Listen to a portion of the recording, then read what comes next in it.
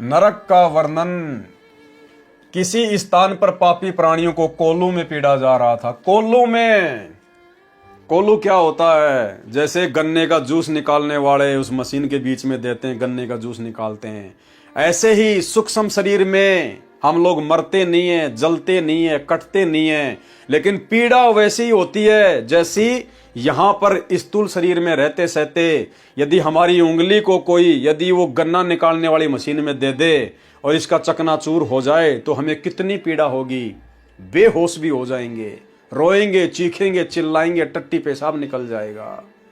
ऐसी पीड़ा वहां पर होती है सूक्ष्म शरीर में, बल्कि और भी ज्यादा होती है।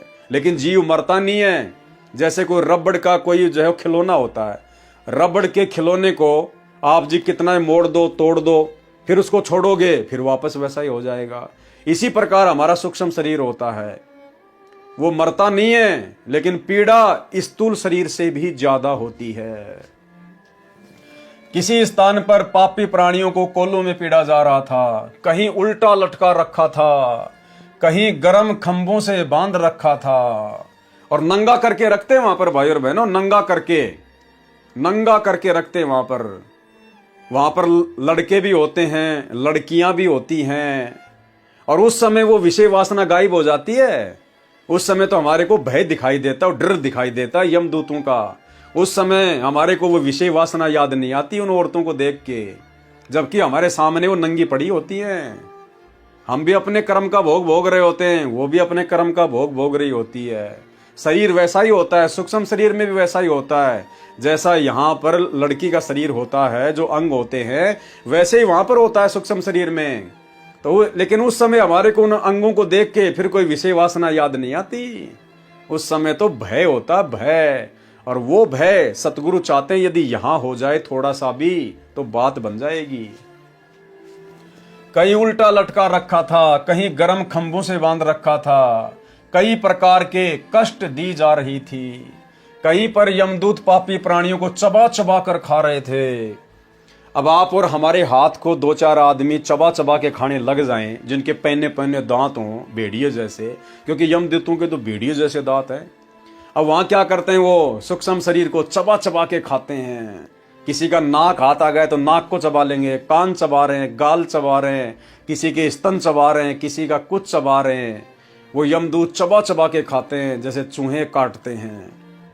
अब बताओ, जैसे हम लोग जियोग्राफी चैनल पे देखते हैं, डिस्कवरी चैनल पे देखते हैं, और परमात्मा ने भी जिक्र किया है कबीर सागर के सरलार्थ में, आगे आएगा, कि जो भैंसा होता है या भैंसे जैसा अन्य कोई मजबूत जानवर होता है जंगल में, तो शेर उसको मार नहीं पाता।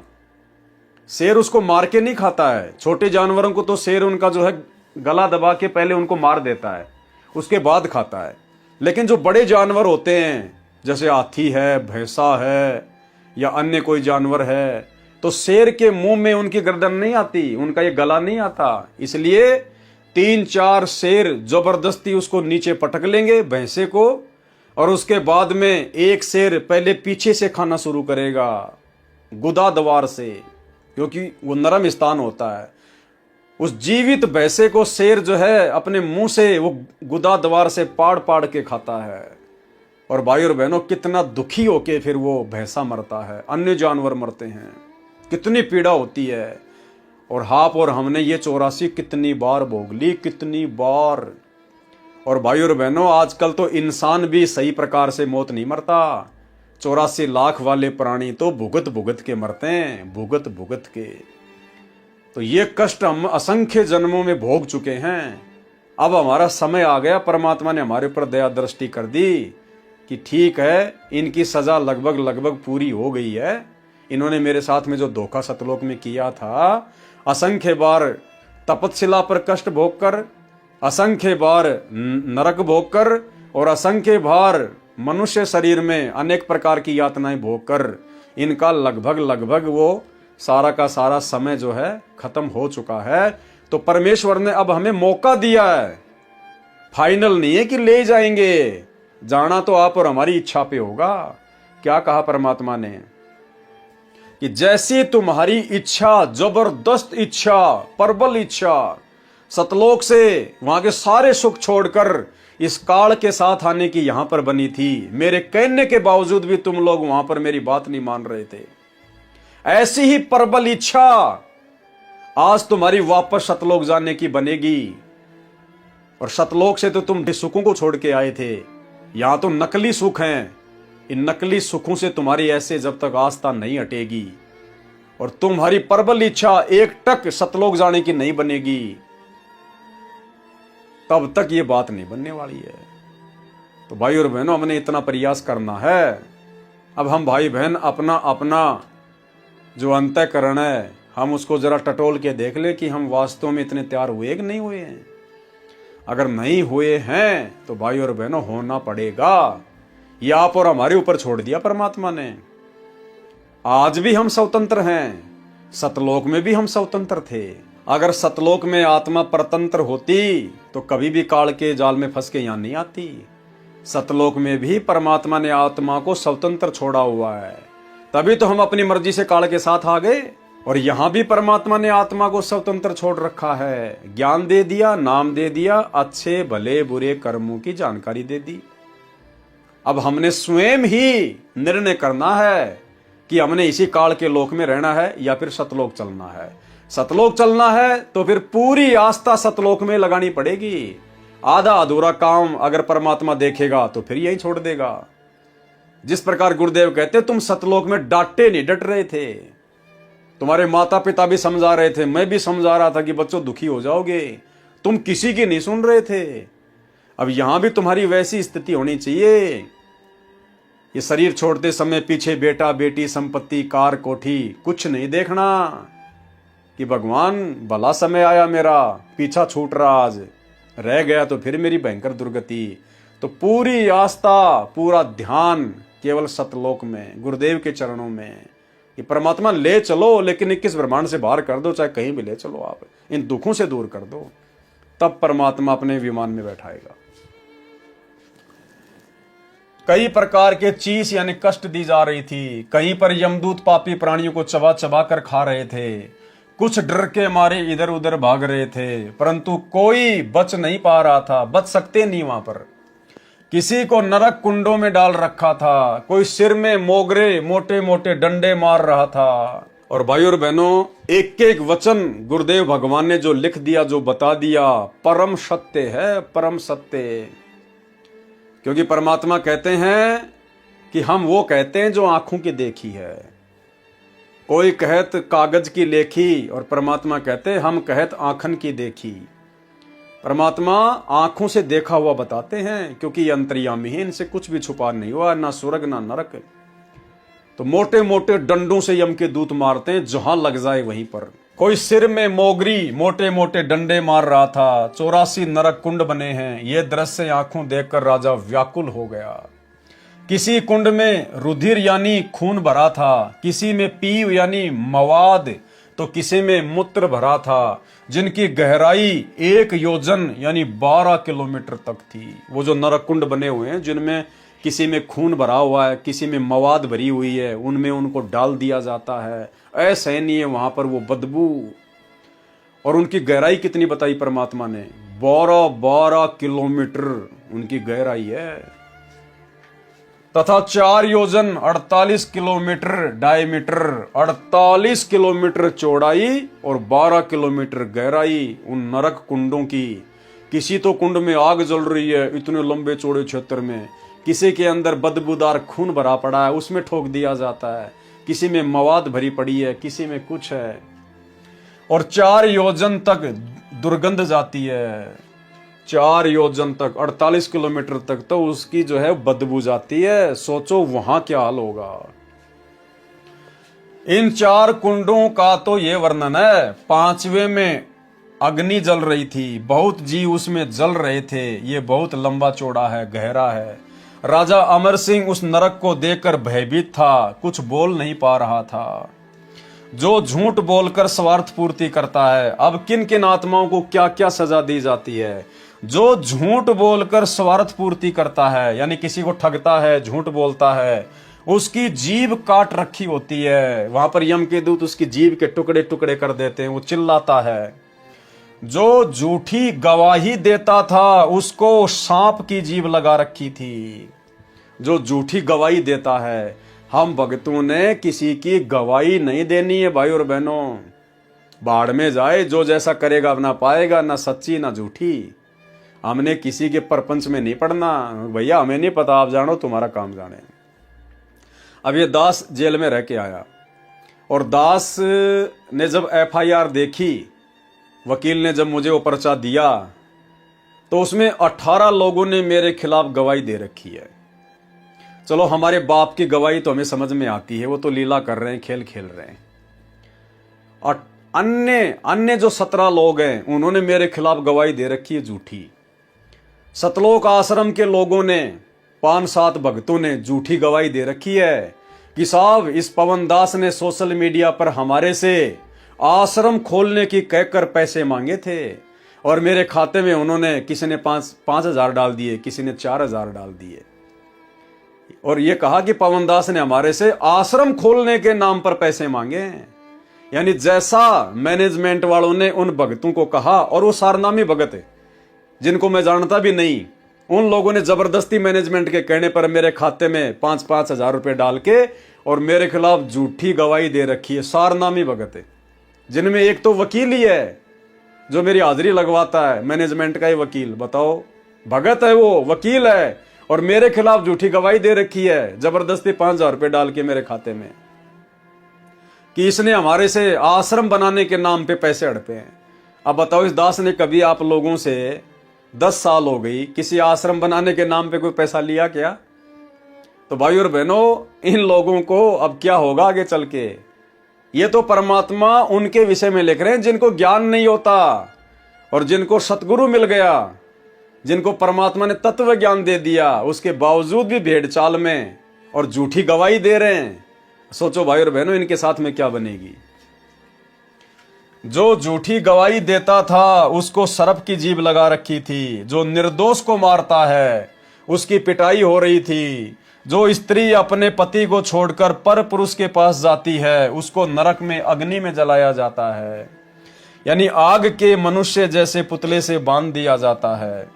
यदि कोई पुरुष पर स्त्री गमन करता है तो उसको नारी जैसे अग्नि खंभ से बांध दिया जाता है। नारी जैसा, औरत के जैसा शरीर होता है, लोहे को गरम, भयंकर। और जो व्यक्ति यहां पर दूसरी औरतों के साथ में संबंध रखता है उसको उस नारी जैसी आकृति वाले गरम लोहे के खंभे से जबरदस्ती बांध दिया जाता है कि बेटा ले कर प्यार प्रेम कर संभोग क्रिया करी से। तेरे को बहुत अच्छी लगती थी ना दूसरी की औरतें, तेरे को पर नारी गमन करना बहुत अच्छा लगता था ना, ले बेटा अब कर तू पर नारी गमन, ले ये तेरे सामने खड़ी। और भाई और बहनों सोचो कितना भयंकर, पता नहीं वो अब उसको कई घंटों रखते हैं या पूरा दिन रखते हैं या कई हजार वर्ष उसको चिपका के रखते हैं। और कितनी भयंकर पीड़ा। सूक्ष्म शरीर है, जलता नहीं, लेकिन पीड़ा जैसे वर्तमान में हमें कोई इस प्रकार की यातना दे तो क्या हाल होगा। आदमी 2 सेकंड में अपना शरीर छोड़ देगा, उस दर्द को सहन नहीं कर पाएगा। और वहां तो कई दिनों तक उसको बांध के रखा जाता है, जबरदस्ती चिपका के। ले बेटा पर नारी गमन कर, तेरे को बहुत आनंद आता था ना दूसरों की औरतों के साथ में संभोग करने में, ले कर। ये कौन से दोष है भाई और बहनों?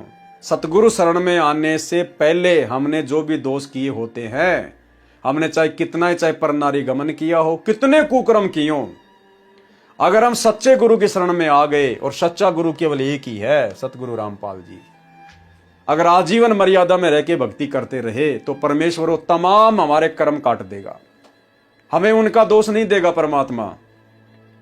यदि सतगुरु शरण में आ गए तो, और यदि सतगुरु शरण में आकर किसी कारण से रह गए, पार नहीं हो पाए, फिर वो सारे कर्म एज इट इज हमारे ऊपर वापस डाल दिए जाएंगे। वो कर्म सारे के सारे फिर वो भोगने पड़ेंगे।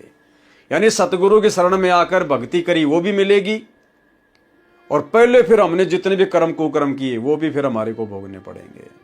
और अगर आजीवन भक्ति करते रहे, मर्यादा में रहे, सतगुरु में कोई दोष नहीं निकाला, तो फिर परमात्मा सारे कर्म काट देगा, फिर हमें नरक की यातना नहीं भोगनी। उसको नरक में अग्नि में जलाया जाता है, यानी आग के मनुष्य जैसे पुतले से बांध दिया जाता है। यदि कोई पुरुष पर स्त्री गमन करता है तो उसको नारी जैसी अग्नि खंभ से बांध दिया जाता है। अन्य अपराधियों को अन्य प्रकार की यातनाएं दी जा रही थी। गिद्ध पक्षी, काग, कौवे पक्षी उनको नोच नोच कर खा रहे थे। जो नर नारी शराब पीते हैं उनको गरम तेल पिलाया जा रहा था। गरम तेल, जिसके फ़ारेनहाइट का, जिसके सेल्सियस का कोई पता नहीं, कितना गरम तेल वो सूक्ष्म शरीर में उनके मुंह में डाला जाता है। ले पी शराब। उनको कुष्ठ रोग लगता है। फिर पृथ्वी के ऊपर भी उनको 84 लाख प्रकार के प्राणियों के शरीरों में कष्ट तथा मानव जन्म में भी भिन्न भिन्न कष्ट कर्मानुसार भोगने पड़ते हैं। वो वैसे वाला वीडियो आपने देख लिया। फिर 84 में भी इस प्रकार के कष्ट भोगने पड़ते हैं उन्हीं कर्मों के कारण। राजा अमर सिंह नरक देखकर चित्रगुप्त के लोक में दूतों के साथ आया। वहां पर परमेश्वर कबीर जी सिंहासन पर विराजमान थे।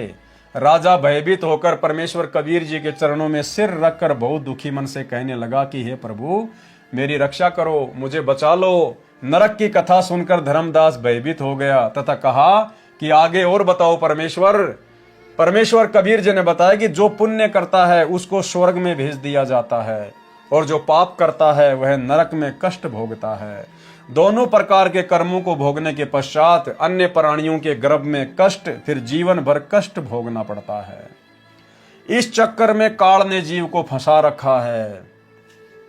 परमेश्वर कबीर जी धर्मदास जी को सुना रहे हैं कि रविसुत यानी यमराज का एक सुंदर पार्लियामेंट हाउस है। उसमें यमराज का सिंहासन बीच में है, सामने खाली जगह है। 3 और यम के गण यानी यमदूत अकड़ के साथ अपने अपने आसनों पर बैठे होते हैं।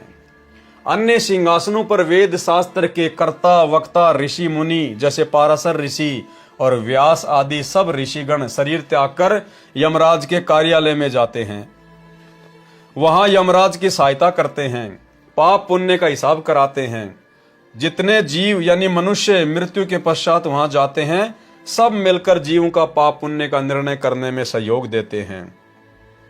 ये सब काल के नौकर हैं, अपनी आंखों हमने देखा है।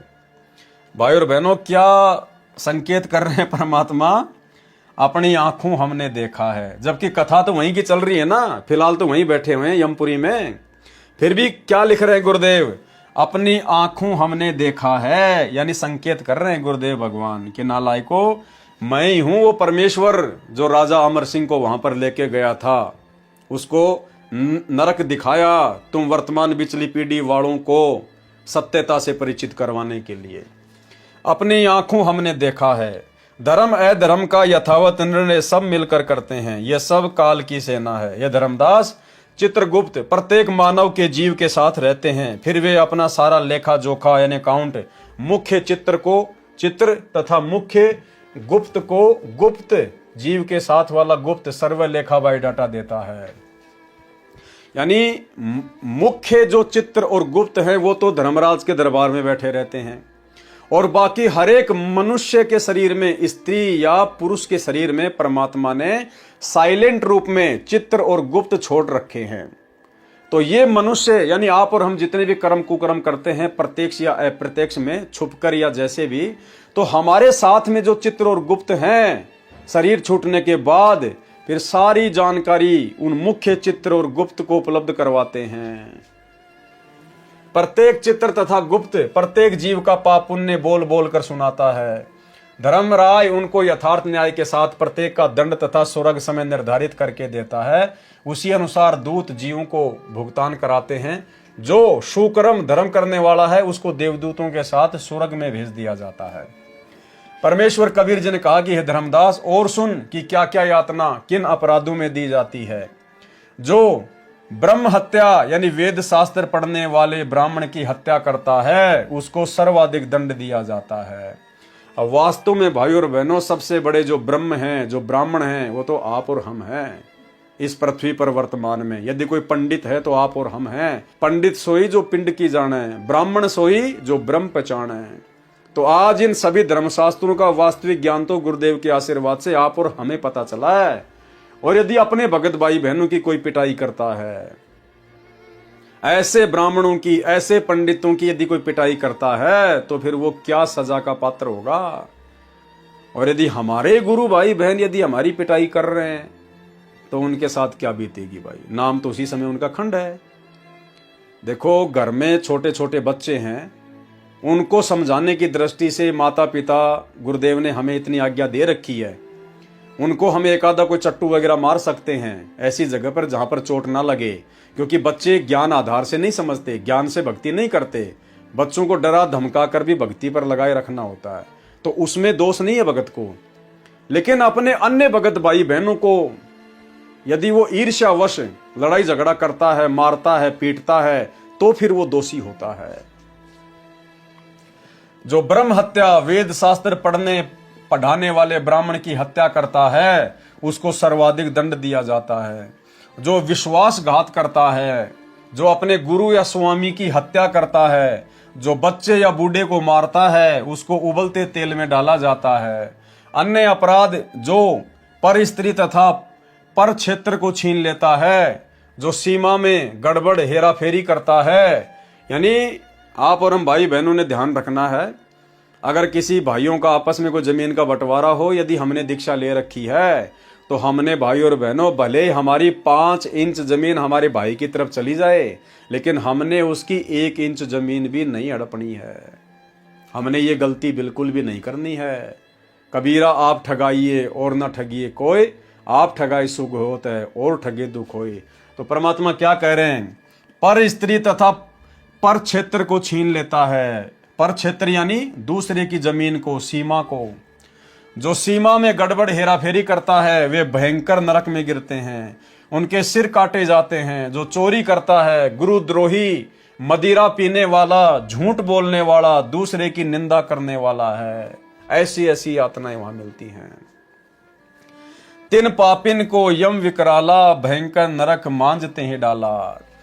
जो दूसरे की साधना में बाधा करता है, अब देखो भाई और बहनों, जो दूसरे की भक्ति साधना में बाधा करता है, अरे आप और हम सत्सेवक भाई बहन अपनी साध संगतियां करते हैं, अपने गुरु भगवान को भोग लगाते हैं, उनकी महिमा करते हैं, ज्ञान चर्चा करते हैं। कोई चोरी थोड़ी करते हैं, कुकर्म थोड़ी करते हैं, लेकिन जबरदस्ती हमारी साधना में ये आश्रम वाले, गुरुदेव के परिवार वाले, ये कोऑर्डिनेटर, ये जबरदस्ती हमारी साधना में बाधा डालते हैं।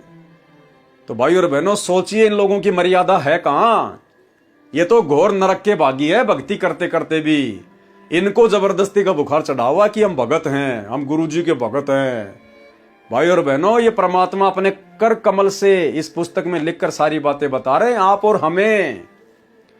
तो जो दूसरों की साधना में बाधा उत्पन्न करता है, तो ये सतलोक आश्रम मैनेजमेंट हरियाणा वाले, हम सत्सेवक भाई बहनों की साथ संगतियां रुकवा कर, भंडारे रुकवा कर ये साधना में तो बाधा उत्पन्न कर रहे हैं, और ये तो सत्य साधना में बाधा उत्पन्न कर रहे हैं। इनके साथ क्या बनेगी? जो दूसरे की साधना में बाधा करता है, जो वेद शास्त्र को नहीं पढ़ता, जो परमात्मा की चर्चा सुनकर जलता है, ये साथ संगति के वीडियो, गुरु महिमा के वीडियो, इनको देख देख के भी हमारे खुद के भगत भाई बहन नीचे जो है वो कमेंट्स करते हैं, ये गुरुद्रोही है, फलाना है, ये है, वो है। ये लोग जल रहे हैं, ये लोग परमात्मा की चर्चा भी सुनना नहीं चाहते। अरे पवन दास अपने दादा परदादा की कहानी थोड़ी बता रहा है, ये राजा अमर सिंह कोई मेरा दादा थोड़ी है। अरे परमात्मा ने लिखी है, तो आप लोगों को सुना रहे हैं, दिखा रहे हैं, पढ़ा रहे हैं। परमात्मा की महिमा हो रही है, भगवान की ज्ञान चर्चा हो रही है, और ये भी लोगों को अच्छी नहीं लगती, अपने भगत भाई बहनों को अच्छी नहीं लगती जो आश्रमों से जुड़े हुए हैं। तो क्या कह रहे हैं यहाँ परमात्मा? जो परमात्मा की चर्चा सुनकर जलता है, औरों का मन भी विचलित करता है, तरह तरह की बातें लिख देता है, कोई कुबोल बोल देता है, दूसरों को भ्रमित करता है, औरों का भी मन विचलित करता है, वह शाकट व्यक्ति है, उसके तन को नरक में सूअर खाते हैं। अब सोच लो सतलोक आश्रम मैनेजमेंट हरियाणा वालों, तुमने जो जो बकवादे कर दी है तुम्हारे खाते में लिखी जा चुकी हैं। अगर समय रहते साथ संगति से नहीं जुड़े और गुरुदेव से नाक रगड़ रगड़ के माफी नहीं मांगी, जो तुमने साथ संगतियों में किया है, हम सत्सेवकों के साथ में किया है, हम अपनी तरफ से कुछ नहीं कहेंगे, लेकिन ये भगवान का विधान है। सुअर खाएंगे काट काट के नरक में सुअर। किस बहम में बैठे हो तुम लोग। उसके तन को नरक में सुअर खाते हैं, जो मित्र को मारता है वह घोर नरक में जाता है। जो गुरु के धन को हड़पता यानी चुराता है वह कीड़ों के कुंड में डाला जाता है। और सतलोक आश्रम मैनेजमेंट हरियाणा के कितने लोग जो सतलोक आश्रम बरवाड़ा में भक्तों के दान का पैसा जेबों में भर भर के बाहर ले जाते थे, दुनिया को ऐसो आराम करवाते थे, और मेन गेट पर कई बार उनको पकड़ा गया। जिनमें एक का नाम तो मुझे याद है, आश्रम के मुख्य ट्रस्टी बलजीत लहरी का बेटा अनिल लहरी, जो गुरुदेव का बॉडीगार्ड था। वर्तमान में 10 क्विंटल गांजे में, गांजा जो पिया जाता है नशा, 10 क्विंटल गांजे के मुकदमे में भगोड़ा बन के घूम रहा है। बलजीत लहरी का बेटा अनिल लहरी, गुरुजी का बॉडीगार्ड, परम भगत है। तो ये हैं गुरुजी का धन हड़पने वाले। जो गुरु के धन को हड़पता है, चुराता है, वह कृमि नरक अर्थात कीड़ों के कुंड में डाला जाता है। और ये आश्रम वाले क्या कर रहे हैं? गुरुजी के बेटा बेटी भाई बंधु रिश्तेदार ये कोऑर्डिनेटर क्या कर रहे हैं? गुरुजी का धन हड़प रहे हैं। भक्तों के पास में धन कहां से आता है? गुरु के आशीर्वाद से आता है। और उस धन का ये किस प्रकार से दुरुपयोग कर रहे हैं? गुरु के धन को भक्तों से हड़प कर ज्योति पाठ और दान के नाम पर, और किन कार्यों में लगा रहे हैं? राजनीति में, राजनेताओं की चापलूसी में। राजनेताओं के लिए बसें बुक करके भक्तों को उनकी रैलियों में भेजा जाता है। गुरु के धन का दुरुपयोग है। स्टेडियम बना रहे हैं जगत के लिए, आश्रम चलाने के लिए, दुनिया को खुश करने के लिए। हॉस्पिटल पत्थरों में पैसा बर्बाद कर रहे हैं। गुंडों की सीबीआई जांच और 5-5 लाख रुपए राजपूत करनी सेना को। जाट आरक्षण में भक्तों को बैठा दिया। भक्तों के दान का करोड़ों रुपया चंदे में। गुरु का धन बेचारे भोले भाले भक्तों से हड़प कर और उसको फिर उल्टे कार्यों में लगा रहे हैं। भाई और बहनों, परमात्मा ने बहुत सोच समझ के ये बातें लिखी है। मालिक को पता था, अंतर्यामी है, कि मेरी संगत में ये सारा कांड होगा। जो गुरु के धन को हड़पता है, चुराता है, वह कीड़ों के कुंड में डाला जाता है। जो गुरु पद पर विराजमान होकर व्यभिचार करता है, जो राजा प्रजा को कष्ट देता है, जो शिष्य भी बना है और शंका करता है। क्या कह रहे परमात्मा? जो शिष्य भी बना है और शंका रखता है। ये बातें जानबूझकर लिख रहे हैं गुरुदेव कि यदि आपने मुझे अपना गुरु बना रखा है और यदि तुम्हारे मन में कोई शंका है मेरे प्रति, और शंका क्या भाई और बहनों? महाशंका है। सत्सेवकों को छोड़कर 90% संगत जो आश्रमों से जुड़ी हुई है, गुरुजी के प्रति महाशंका। ये लोग गुरु को परमात्मा नहीं मानते। इनको शंका है कि गुरु तो वो है दाढ़ी मूंछ वाली कबीर जी की फोटो, वो है कबीर। संत रामपाल जी थोड़ी कबीर हैं। संत रामपाल जी तो कबीर के दास हैं। उनको तो कबीर ने भेजा है। हमारे गुरु जी तो खाली गुरु हैं, संत हैं, परमात्मा थोड़ी हैं। परमात्मा तो दाढ़ी मूंछ वाले कबीर जी हैं। तभी तो जून के महीने में हर साल उस दाढ़ी मूंछ वाली फोटो का ये प्रकट दिवस मनाते हैं। तो ये सबसे बड़ी शंका, अपने गुरु को लेकर सबसे बड़ी शंका। तो परमात्मा कह रहे हैं गुरु भी बना रखा है, शिष्य भी बना है और शंका भी करता है। नरक में जाके गिरेगा, नरक में जाके। आप और हम सत्सेवकों को परमात्मा ने किस किस प्रकार से और किन किन कुकर्मों से बचाया है। भाई और बहनों, अभी भी हमारी भी आंखें बंद हैं। ये 7 संगतियां परमात्मा का एक बहुत बड़ा मिशन है। ये परमात्मा का यथार्थ 13वां कबीर पंथ है। देख लीजिए, जो जो बातें आपको पढ़ाई जा रही हैं, बताई जा रही हैं, आप सत्सेवक भाई बहन सबके ऊपर बिल्कुल पाक साफ हैं। और हमारे खुद के भगत भाई बहन जो आश्रमों से जुड़े हुए हैं, वो इसमें फिट बैठ ही नहीं रहे इसमें फिट। गुरुजी पे शंका उनको। अरे जिनको ये नहीं पता कि भगवान कौन है, भक्ति क्या खा करोगे? 30 साल हो गए संत रामपाल जी की शरण में आने के बाद, आज तक तुम्हें ये पक्का पता नहीं है कि वास्तव में कबीर कौन है। आज भी तुम दाढ़ी मूंछ वाले कबीर जी के कागज के टुकड़े वाली फोटो को तुम भगवान मान के पूज रहे हो। अपने गले में लॉकेट में डाल के घूमते हो। घर में दरबार में लगा रखा है। जून के महीने में उसका प्रकट दिवस मनाते हो, उसको भोग लगाते हो। तुम्हें तो शंका ही शंका है। तो ऐसे भी कहां जाएंगे? जो शिष्य भी बना है और शंका रखता है, जो न्यायाधीश होकर पक्षपात करता है, वे घोर नरक के भागी बनते हैं। जो बिना देखे किसी में दोष निकालता है उसकी आंखें यमदूत फोड़ते हैं। साथ संगति की वीडियो देखते नहीं, पवन दास का नाम सुनते ही आग बबूला हो जाते हैं, जानते कुछ है नहीं। परमात्मा कहते हैं यमदूत फिर तुम्हारी आंखें फोड़ेंगे कि नालायक उस समय अगर आंख फाड़ के देख लेता साथ संगति की वीडियो तो आज हमें तुम्हारी आंखें ना फोड़नी पड़ती। भाई और बहनों, सारी चीजें परमात्मा एक एक बात वो लिख रहे हैं जो वर्तमान में संगत में घटनाएं घटित हो रही हैं। जो बिना देखे किसी में दोष निकालता है उसकी आंखें यमदूत फोड़ते हैं। जो परतीय यानी परत्रिया की इच्छा करता है, दूसरे की औरत की इच्छा करता है या दूसरी औरत की जो इच्छा करता है, देव गुरु और धर्मशास्त्रों की निंदा करता है, उनको पहले लोहे की पैनी कीलों पर बैठाकर ऊपर से सूलों वाले मोगरों से जख्म यमदूत करते हैं। जो अपनी स्त्री को बिना वैराग्य के त्याग देता है या स्वयं अन्य स्त्री से लगाव करने के लिए अपनी स्त्री में दोष निकालकर छोड़ देता है, जो वैराग धारण करके अपनी स्त्री को त्याग जाता है तो वह दोषी नहीं होता। परंतु परमात्मा के वैराग में अपनी पत्नी को त्याग दिया फिर अन्य से लगाव लगा लिया, वे व्यक्ति नरक में डाले जाते हैं। जो व्यक्ति अपनी औरत को त्याग देते हैं दूसरी औरत में आस्था करके, वो घोर नरक के भागी। फिर परमेश्वर ने बताया कि जो व्यक्ति परमात्मा के लिए यदि अपनी औरत से वैराग्य कर लेता है वो दोषी नहीं होता भगवान का, क्योंकि उसने अपने आत्मा के कल्याण के लिए छोड़ा है। लेकिन जो व्यक्ति परमानेंट घर ही छोड़ के भाग गया परमात्मा की भक्ति के लिए, वो तो शास्त्र विरुद्ध मनमाना आचरण हो गया, उसकी भी सजा मिलेगी। परमात्मा के लिए, परमात्मा के वैराग्य में अपनी औरत को छोड़ना क्या है? उसी घर में रहना है, बच्चों के साथ में रहना है, जैसे आप और हम रह रहे हैं, अपना काम धंधा कर रहे हैं। लेकिन हमने परमात्मा के प्रेम में, उनकी भक्ति के लिए, अपने आत्मा के कल्याण के लिए हमने अपनी औरत से वैराग्य ले लिया, यानी हमने विषय वासनाओं से दूरी बना ली। बाकी उसी परिवार में रह रहे हैं, भाई बहन का संबंध है, बच्चों के लिए अपना काम धाम भी कर रहे हैं, सारा काम कर रहे हैं, भक्ति भी कर रहे हैं। तो गुरुदेव ने बताया कि उसमें दोष नहीं है। और जो वैसे ही अपनी औरत को छोड़ के भाग गया भगवान के नाम पे, या फिर अपनी औरत को छोड़ के फिर किसी दूसरी औरत से अपना जो है वो दिल लगा लिया, फिर वो परमात्मा के घोर दोषी हैं। ध्यान से पढ़िए।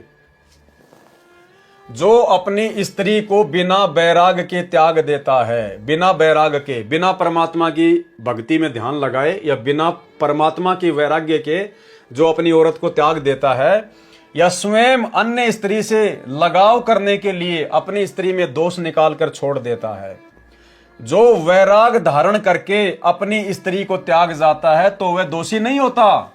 जो वैराग धारण करके अपनी आत्मा के कल्याण हेतु जो स्त्री को त्याग देता है, लेकिन यहां पर स्त्री को त्यागने का मतलब है स्त्री के साथ में शारीरिक संबंध बनाना, उनको त्यागना, विषय वासना को त्यागना, तो फिर वो परमात्मा का दोषी नहीं होता, तो वह दोषी नहीं होता। परंतु परमात्मा के वैराग में अपनी पत्नी को तो त्याग दिया, फिर अन्य से लगाव कर लिया, वे व्यक्ति नरक में डाले जाएंगे। अब जैसे किसी भगत ने अपनी औरत को तो त्याग दिया कि भाई मैं शारीरिक संबंध नहीं बनाऊंगा, मुझे ज्ञान हो गया, और कुछ दिनों बाद में किसी दूसरे की औरत के साथ में शारीरिक संबंध बना लिए, उससे लगाव कर लिया, फिर वो परमात्मा का भयंकर दोषी है। वे व्यक्ति नरक में डाले जाते हैं। उनको कितना समय नरक में भोगना पड़ेगा कहने में नहीं आता। भाई और बहनों, ये विशेष संदेश गुरुदेव आप और हमें दे रहे हैं सत्सेवकों को, क्योंकि परमात्मा के वैराग्य में भाई बहन के जो संबंध बनाए जा रहे हैं वो केवल साध संगतियों में बनाए जा रहे हैं। और गुरुदेव भगवान अंतर्यामी हैं। ये ना समझना कि ये पुस्तक तो 2012 में लिखी गई थी, हम सत्सेवकों ने तो 2012 के बाद में शारीरिक संबंध बनाने छोड़े हैं, भाई बहन का रिश्ता कायम किया है। ये अंतर्यामी परमात्मा है, ये हर चीज को सेट करके रखता है। ये स्पेशली आप और हमारे लिए है, ये सत्सेवकों के लिए, कि यदि तुमने अपनी औरत से तो वैराग्य ले लिया, भाई बहन का रिश्ता बना लिया, बहुत अच्छी बात है अपनी भक्ति के लिए। अगर तुमने उसके बाद अपनी किसी दूसरी गुरु बहन से शारीरिक संबंध बनाने की या अन्य किसी औरत से लगाव लगा लिया, रमेणी करने की सोच बैठा, तो बेटा फिर उसके बाद तेरे साथ क्या बढ़ेगी? परमात्मा कहते हैं फिर उसको इतने समय तक सजा मिलती है, वो समय ही बताने में नहीं आ रहा। क्या कह रहे हैं परमात्मा, उसको कितना समय नरक में भोगना पड़ेगा कहने में नहीं आता। ये स्पेशली साथ संगत से जुड़े हुए भाई बहनों के लिए परमात्मा की चेतावनी है, गलती मत कर देना। ये उनके हाथ और पैर बांध कर यातना देते हैं। चित्तर तथा गुप्त तो पुण्य पाप लिखते हैं, धर्मराज उनका न्याय करता है। अमर सिंह बोध पृष्ठ 82 तथा 83 पर भी पाप करने वालों को और क्या क्या कष्ट नरक में दिया जाता है बताया है। बुद्धिमान को संकेत ही पर्याप्त है। गुरुदेव कह रहे इतना सब कुछ बता दिया, अब संकेत ही काफी है। जो मांस खाते हैं, शराब पीते हैं, उनको तपते तेल में डाला जाता है, उबलते हुए तेल में डाला जाता है। उनके पेट के अंदर भी उबलता तेल डाला जाता है। इस प्रकार यातना दी जाती है।